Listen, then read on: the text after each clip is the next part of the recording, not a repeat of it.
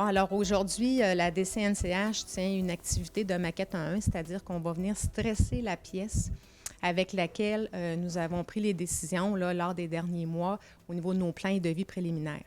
Vous savez qu'on a choisi tous nos équipements, on a réfléchi et pensé des modes de fonctionnement et là, on vient le vivre dans la pièce précisément. Donc, c'est là qu'on va décider où on va mettre nos équipements, où on va positionner nos gaz médicaux, parce que dès l'automne, on va rentrer dans l'atelier 2 et là, on va devoir venir placer précisément l'oxygène, donc nos sorties de gaz, nos prises électriques et tout ça.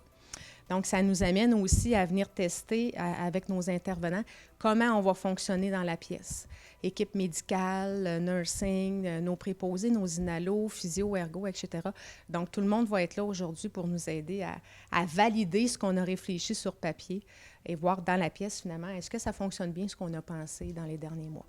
Puis, on va aller un petit peu plus loin. On pousse même l'exercice jusqu'à l'éclairage. Qu'est-ce qu'on a au plafond? Donc, nos nouveaux bras articulés, le lève-patient. Est-ce que tout ça va fonctionner? Parce qu'on va devoir nous donner les intrants dès l'atelier 2 de l'automne prochain à nos concepteurs. Et ça, il fallait le vivre là, pour voir y a-t-il des choses qui vont accrocher lorsqu'on va mobiliser, par exemple, le patient. Donc, nos simulations cet après-midi vont permettre ça. Parce qu'on va faire un code bleu, on va déplacer le patient avec le lève-patient dans son fauteuil. Donc, ça va vraiment là, permettre de tester les choses puis de s'assurer que le fonctionnement va être pour le mieux quand on va ouvrir nos nouvelles chambres dans quelques années.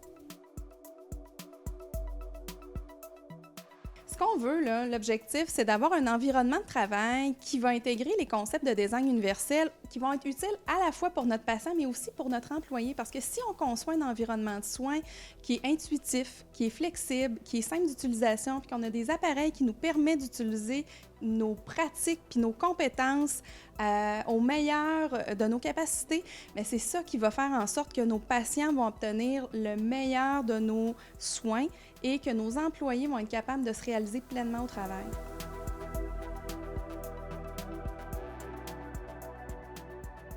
Donc, les grands constats qu'on a faits aujourd'hui, en fait, c'est premièrement la confirmation que la chambre est fonctionnelle à la base. Ça nous a permis surtout de faire des ajustements de certains accessoires, certains équipements. Donc, on a fait des constats sur la position du coin famille, donc pour assurer que la famille soit bien positionnée par rapport au lit, mais qu'elle assure quand même une fonctionnalité des activités courantes des infirmiers et des cliniciens. On a fait aussi des constats aussi sur la participation des gens qui étaient vraiment exceptionnels. Les gens étaient très constructifs sur leur approche, sur des solutions à des problèmes qu'on voyait là, dans le fonctionnement de la maquette. Donc, les simulations, ils ont été vraiment payantes, finalement, pour amener des discussions puis faire des constats sur des ajustements qui étaient nécessaires. Donc, les prochaines étapes en lien avec notre maquette grandeur nature, en fait, c'est de mettre en application finalement les suggestions des changements, donc en fonction des constats qu'on a faits.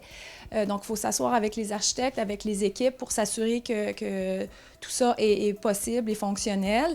Donc, les plans et devis définitifs, c'est l'étape où finalement on va décider du détail, en fait, des accessoires, des prises, des finis. Donc, c'était vraiment un intrant important finalement pour la suite du projet.